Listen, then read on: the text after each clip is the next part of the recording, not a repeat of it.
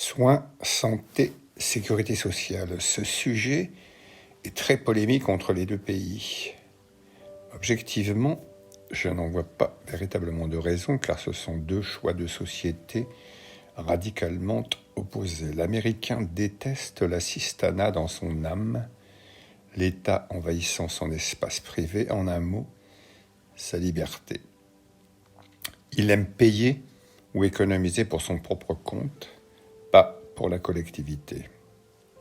Il s'agit là d'un vrai sujet de société. Outre un service aux plus pauvres, Medicaid, un peu moins de 20% de la population, il faut tout de même se représenter que plus de 60% de la population perçoit des aides fiscales sous forme de déduction par le programme Medicare, très intensifié par l'administration Biden. Les chiffres: 689 milliards de dollars, soit 10% du budget fédéral pour Medicare, et 789 milliards pour Medicaid au titre de 2021.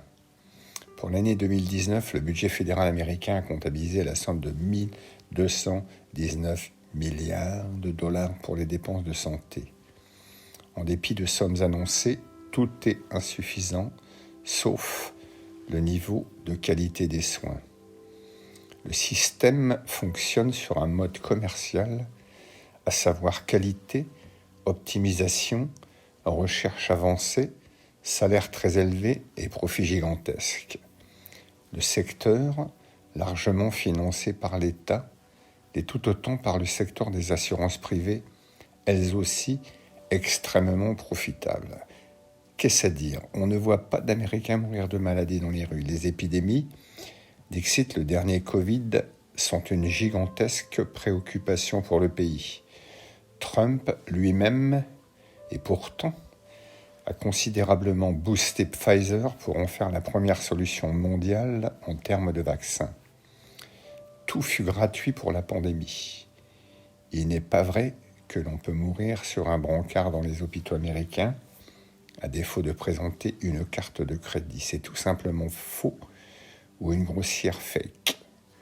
Maintenant, la dentition porcelaine type Beverly Hills, si prisée des bobos français comme US, ce n'est pas chose si courante. C'est vrai que les soins sont très chers, les assurances sur ce type de créneau également. Incontestablement, le système n'est pas parfait, mais à cela, opposons-lui la socialisation du système de santé français. Tentons de la résumer en quelques mots.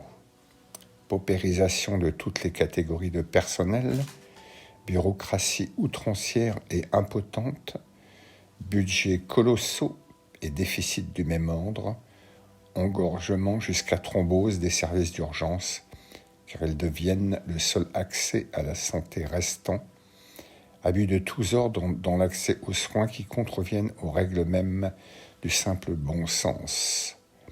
Immenses déserts médicaux, trous gigantesques dans la performance universitaire à produire des médecins, bref, immense gâchis et une part de plus en plus importante de la population qui n'a plus accès aux soins les plus élémentaires et se résigne à rester malade. Conclusion, impossible d'en tirer une tant tout oppose les deux traditions, les deux systèmes, les deux philosophies, les deux peuples. D'un côté, l'État doit tout, de l'autre, on ne veut rien devoir à l'État, dont on se méfie comme de la peste. Il existe incontestablement de regrettables trous dans la raquette des deux conceptions qui affectent, on peut avancer, environ 20% des habitants. Note. On ne peut pas terminer cette rubrique sans une remarque particulière sur le monde militaire. Le suivi de cette catégorie de la population n'est pas abandonné. Les infrastructures sont partout, modernes, voire à la pointe. Le militaire de carrière complète sera suivi toute sa vie en sorte de gratification ou reconnaissance pour services rendus à la patrie. Des budgets colossaux sont alloués aux vétérans et invalides de guerre, environ 136 milliards de dollars. Un tiers des 12 millions de vétérans sont invalides, dont 1,1 million le sont à 100%.